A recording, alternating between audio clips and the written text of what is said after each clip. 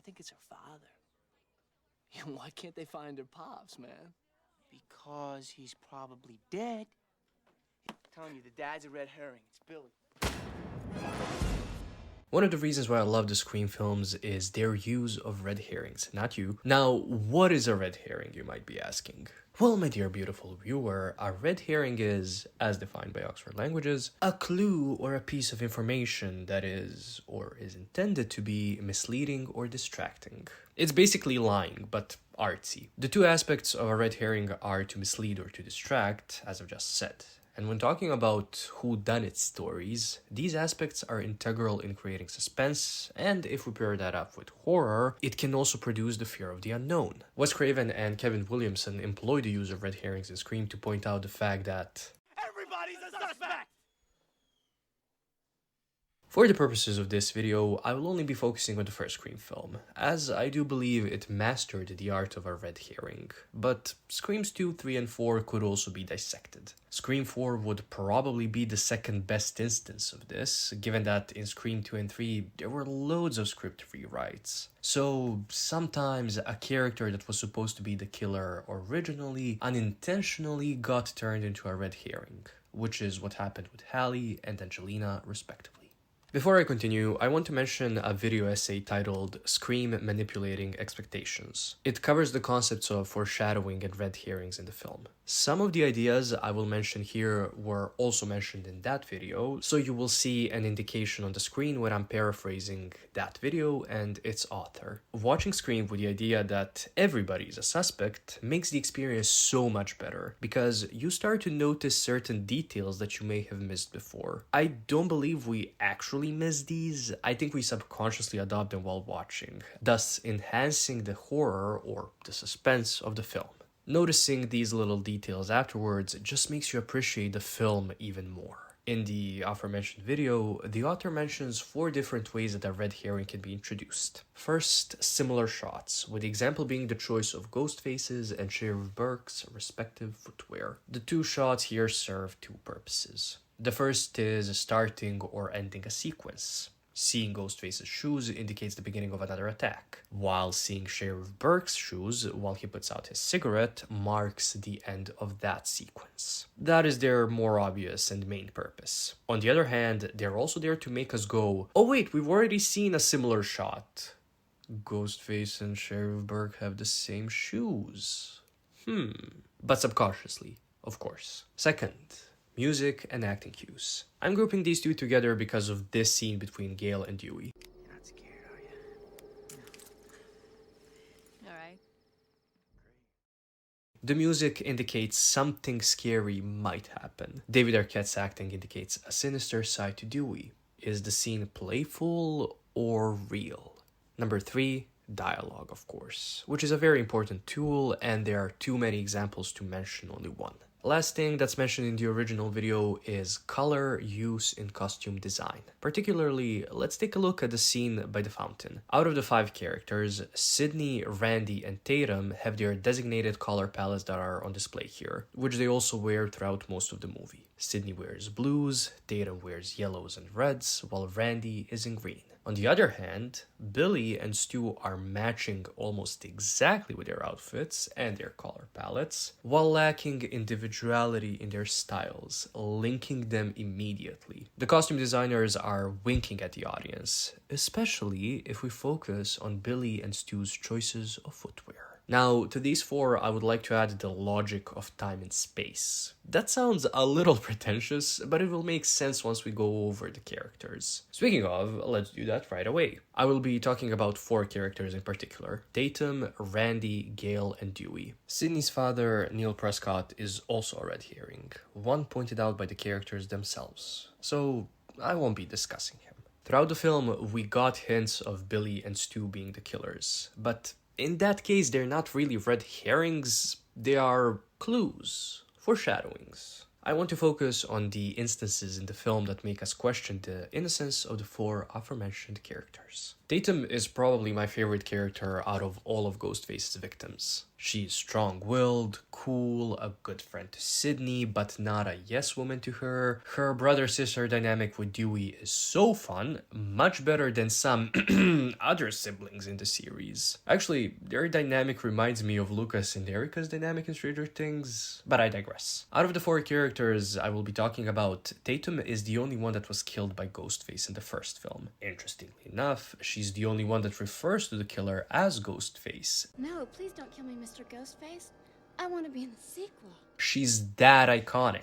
At that famous fountain scene, we find out it's not only Billy and Sydney that are dating, but so are Tatum and Stu. Regarding Stu's whereabouts the night of Casey and Steve's murders, Tatum proclaims, Stu was with me last night, okay? Yeah, what? however, she could be lying. We could assume that it's Stu and Tatum as the killers. Tatum has the motive of Casey having been Stu's previous girlfriend who he did not get over, and her dropping a line about a woman being able to be a killer does raise an eyebrow or two. Later that day, Tatum is supposed to come pick Sydney up, but she's late. Just in time for Ghostface to be able to attack Sydney and attempt to kill her. Tatum wakes Sydney up from a nap with a phone call, which starts the scene, and she appears just a little bit after Sydney was able to defend herself and have the cops at her house. We do get an explanation on why she was late, and Tatum does then act very protectively over Sydney, but all that could be an act. We, of course, know that it wasn't because, you know... She's also one of the characters that never received a phone call from Ghostface, and obviously Ghostface was just targeting Sydney. Tatum was just another body to add to the kill count. But the point is, there were enough droplets of information to have us believe that she could be one of the killers. Randy might seem like the most implausible killer, given that he's portrayed as a movie geek. However, out of the 12 Ghostface killers we've had, 5 of them were movie geeks, 6 if you include Roman. The only film in the franchise not to have a movie geek as one of the killers is the first Scream film. The thing is, Randy himself mentions that his being a killer would be maybe a little too obvious, and he, even though he knows he's not a killer, does not take himself off the suspect list. He also has a motive.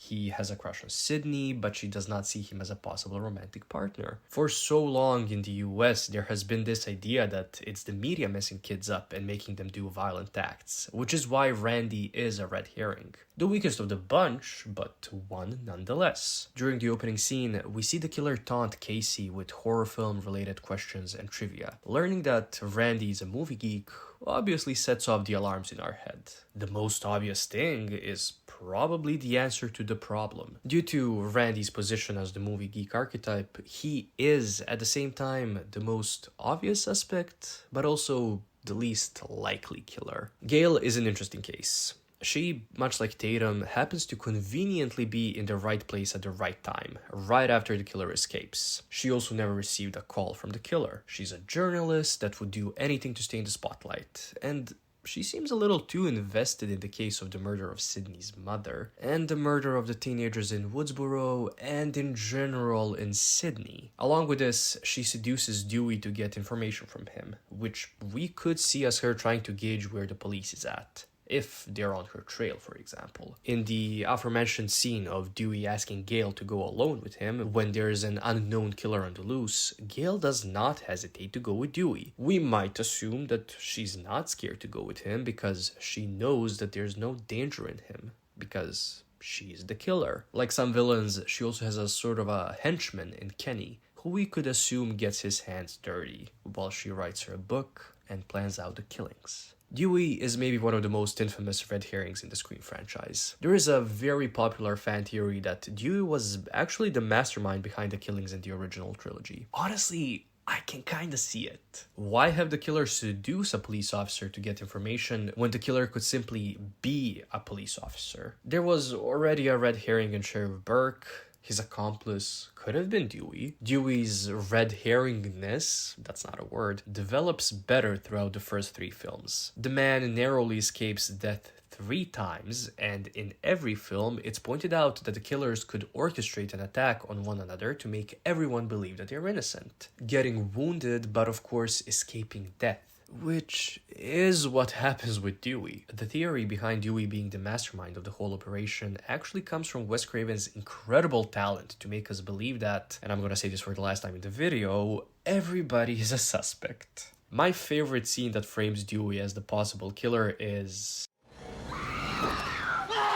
Wait, no, not that. It's the scene at his and Tatum's place when Sidney gets a call on the phone from the killer. Mrs. Riley calls for Dewey to come out of his room because the killer is on the phone, but strangely, the killer hangs up, and then a couple of seconds later, Dewey comes out of his room. In our minds, the one making the call could have been Dewey. I know I'm not crazy in my in-depth reading of these characters, especially Dewey and Gale, since their counterparts in the first Scary Movie are some of the killers. The red herrings in Scream were a staple of the franchise, up until the fifth film, where every non-murderer was sloppily presented as a red herring. I do believe that Craven and Williamson intended for the characters' actions to be shrouded in mystery, and they used that to build suspense and horror while also engaging the audience. One of the most fun parts of watching a Scream film is trying to guess who the killer is. Kind of how Randy did it. Oh shit, am I the movie geek archetype?